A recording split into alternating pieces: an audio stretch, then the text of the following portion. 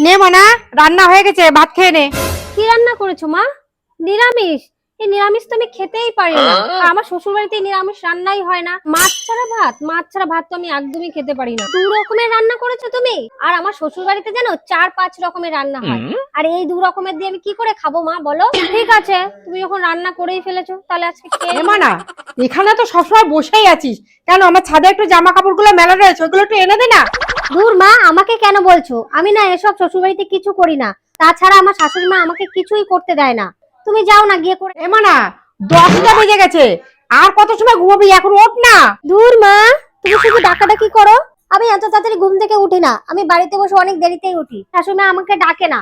শাশুড়ি বলেছে তোমার যখন ইচ্ছা হবে তখন তুমি ঘুম থেকে উঠো। আর তুমি এসে শুধু ডাকাডাকি করছো। যাও তো, আমাকে একটু ঘুমাতে দাও।